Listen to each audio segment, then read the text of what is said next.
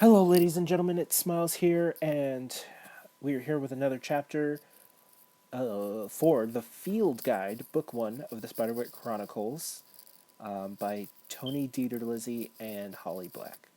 As a small side announcement, as always, I would like you to remind you guys that there are more chapters of other books on the channel, and if you can take a chance and take a listen to those, see if you like anything and want to leave a comment or, I don't know, a tweet about something, you can go ahead and do that. Thank you for the support as always, and let's dive in. Chapter 5, in which Jared reads a book and sets a trap. Mallory and Simon were out on the lawn fencing when Jared found them. Mallory's ponytail stuck out of the back of her fencing helmet, and Jared could see that it was shorter than it had once been. She was apparently trying to make up for her earlier weakness by ruthless fencing. Simon couldn't seem to get a strike in at all. He was being back against the side of the broken-down carriage house, his parries becoming increasingly desperate. "I found something," Jared called. Simon turned his helmeted head. Mallory took that opportunity to strike, pushing the rubber tip of her fencing foil against his chest. "That's 3-0, Mallory said. "I creamed you." "You cheated," he complained. "You allowed yourself to become distracted," Mallory countered. Simon pulled the helmet off his head, flung it down, and looked at Jared. "Thanks a lot." "Sorry," Jared said automatically. "You're the one that always fences with her. I just came out here to catch tadpoles," Simon scowled. "Well, I was busy. Just because I don't have a bunch of dumb animals to take care of doesn't mean I can't be busy," Jared shot back. "Just shut up, both of you." Mallory took off her own helmet. Her face was flushed. "What did you find?" Jared tried to recapture some of his earlier excitement. "A book in the attic. It's about fairies, real fairies. Look, they're ugly." Mallory took the book out of his hand and looked it over. "This is baby stuff. A storybook." "It's not," Jared said defensively. "It's a field guide. You know, like for birds. So you know how to spot the different kinds." "You think a fairy tied my hair to my bed?" Mallory asked. "Mom thinks you did it. She thinks you've been acting weird ever since Dad left, like getting into all those fights at school." Simon didn't say anything. "But you don't think that," Jared hoped she would agree. "And you always get into fights." Mallory took a deep breath. "I don't think you're stupid enough to have done it," she said, holding up a fist to show she was going to do whatever had. "But I don't think it was fairies either." Over dinner, their mother was oddly quiet as she slid chicken and mashed potatoes onto their plates. Mallory wasn't talking that much either, but Simon was going on and on about the tadpoles he had found and how they were going to be frogs in no time because they already had little arms. Jared had seen them. They had a long way to go. What Simon called arms looked like fish zits. "Mom," Jared said finally, "do we have a relative named Arthur?" Their mother looked up suspiciously from her dinner. "No, I don't think so. Why do you ask?" "I was just wondering," Jared mumbled. "What about Spiderwick?" "That's your great Aunt Lucinda's surname," his mother said. "It was my mother's maiden name. Maybe Arthur was one of her relatives. Now, tell me why you want to know all this." "I just found some of his stuff in the attic, that's all," Jared said. "In the attic?" His mother almost spilled her iced tea. Jared Grace, as you know, half the entire second floor is rotted. That if you step wrong, you'll find yourself in the downstairs parlor. I stayed on the safe side, Jared protested. We don't know if there is a safe side in the attic. I don't want anyone playing up there, especially you, she said, looking right at Jared. He bit his lip. Especially you. Jared didn't say a thing for the rest of dinner. Are you going to read all night? Simon asked. He was sitting on his side of the room. Jeffrey and Lemon Drop were running around on the comforter, and his new tadpoles were set up in one of the fish tanks. So what if I do? Jared asked. With each crumbling page, Jared was learning strange facts. Could there really be brownies in his house, pixies in his yard, nixies in the stream out back? The book made them so real. He didn't want to talk to anyone right now, not even Simon. He just wanted to keep reading. I don't know, Simon said. I thought maybe you'd be bored by now. You don't usually like to read. Jared looked up and blinked.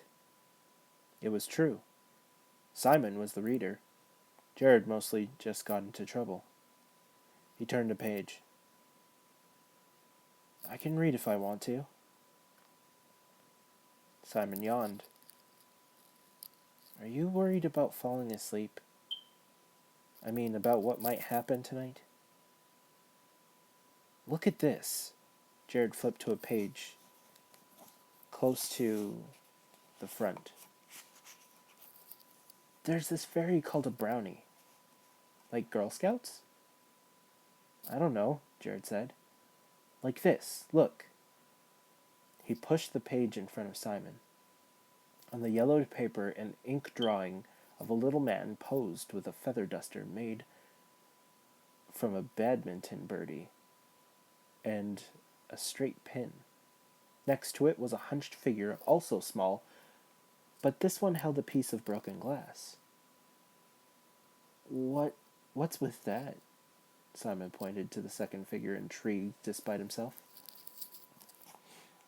This Arthur guy says it's a boggart. See, brownies are these helpful guys. But then, if you make them mad, they go crazy. They start doing all these bad things and you can't stop them. Then they become boggarts. That's what I think we have. You think we made it mad by messing up its house? Yeah, maybe. Or maybe it was kind of wacky before that. I mean, look at this guy. Jared pointed to the brownie. He's not the type to live in a skeevy house decorated with dead bugs. Simon nodded, looking at the picture. Since you found the book in this house, he said, do you think this is a picture of our boggart? I never thought of that, Jared said quiet. It makes sense, though. Does it say in the book what we should do? Jared shook his head. It talks about different ways to catch it. Not catch it for real, but see it or get evidence. Jared, Simon sounded doubtful. Mom said to close the door and stay in here. The last thing she needs is another reason to believe that you were the one that attacked Mallory. But she thinks it was me anyway. If something happens tonight, she'll think it was me too. She won't. I'll tell her you were here all night, and besides, that way we can make sure nothing happens to either one of us. What about Mallory? Jared asked.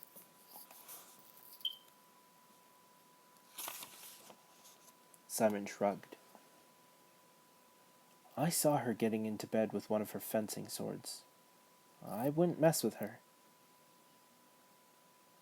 Yeah. Jared got into bed and opened the book again. I'm just going to read a little more. Simon nodded and got up to put the mice back in their tanks. Then he got into bed and pulled the covers over his head with a mumbled, "Good night." As Jared read, each page took him deeper into the strange world of forest and stream, alive with creatures that seemed so close that he could almost stroke the slick, scaly flanks of the mermaids. He could almost feel the heat of the troll's breath and hear the rumble of the dwarven forges. When he turned the last page, it was late at night. Simon was bundled up so that Jared could see only the top of his head. Jared listened hard, but the only sounds in the house were the wind whistling through the roof above them and water gurgling through the pipes. No scuttling or screaming. Even Simon's beasts were asleep. Jared flipped to the page that read, "Boggart's delight in tormenting those they once protected, and will cause milk to sour, doors to slam, dogs to go lame, and other malicious mischief."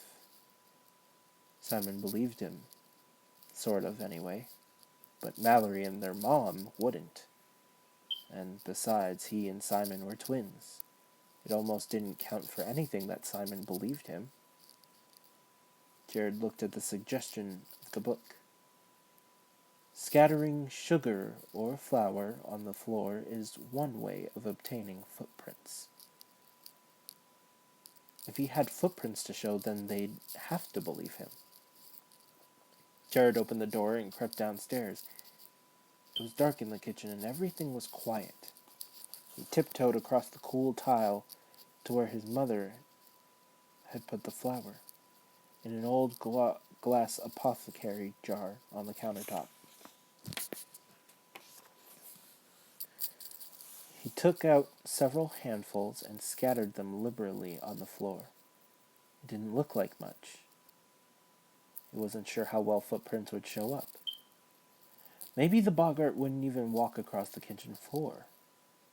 So far, it seemed to stick to moving through the walls. He thought about what he knew about boggarts from the book. Malicious, hateful, hard to get rid of. In their brownie form, they were helpful and nice. They did all kinds of work for a plain old bowl of milk. Maybe. Jared went over to the fridge and poured milk into a small saucer. Maybe if he left it out, the creature would be tempted to come out of the walls and leave the footprints in the flour. But when he looked at the saucer of milk on the floor, he couldn't help feeling a little bit bad and a little bit weird at the same time.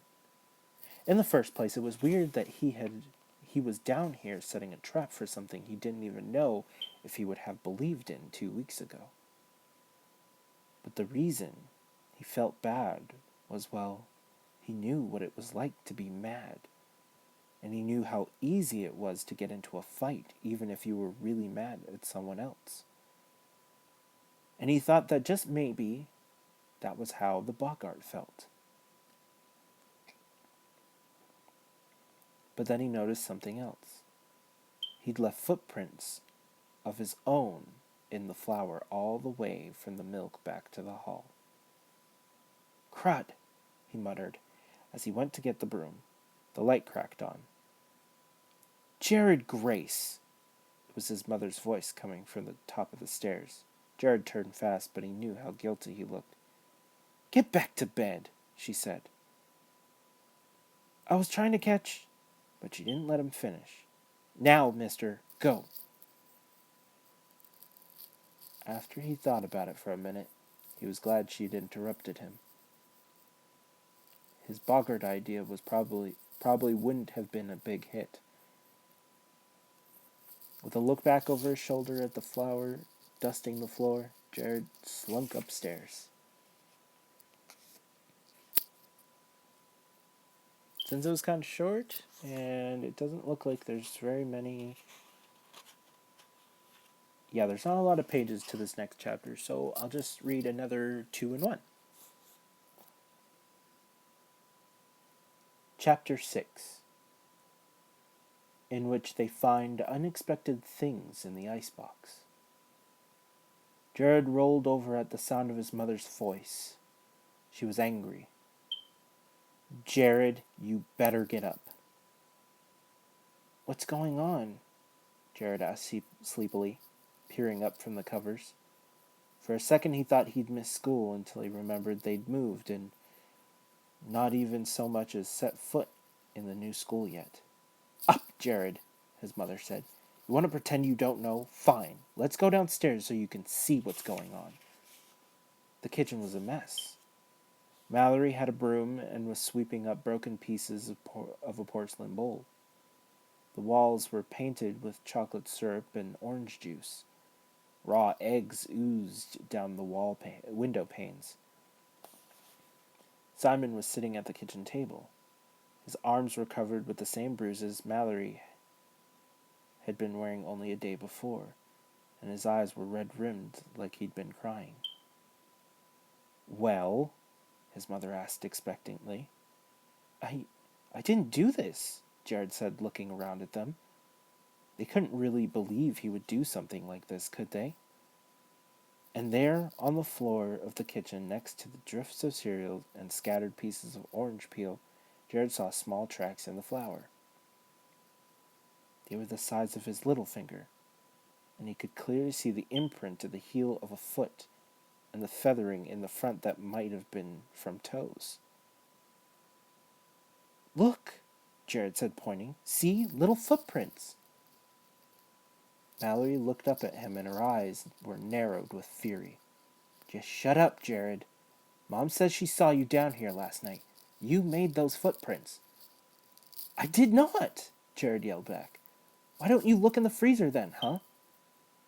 "What?" Jared asked. Simon gave an especially wet-sounding sob. Their mother took the broom from Mallory's hand and started sweeping up the flour and cereal. "Mom, no, the footprints," Jared said, but his mother didn't pay attention to him. 2 strokes of the broom, and the only proof he had was swept into a little pile of rubbish. Mallory opened the freezer door. Each of Simon's tadpoles was frozen into a single cube in the tray. Next to them was a note, written in ink on a piece of cereal box. "Not very nice to ice the mice."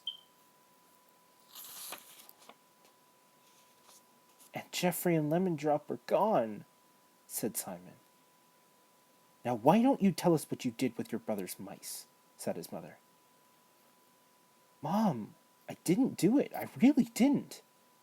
Mallory gripped Jared by the shoulder. "I don't know what you think you were doing, but you're about to start regretting it." "Mallory," their mother cautioned. His sister let go, but the look she gave him carried the promise of later violence.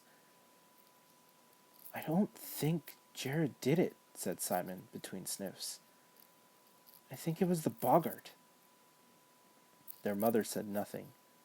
The look on her face said that manipulating Simon was the worst thing Jared had done. "Jared," she said, "start taking this trash out to the front. If you thought this was funny, let's see how funny you think it is when you've spent the rest of today cleaning it up." Jared hung his head. He had no way of making her believe him.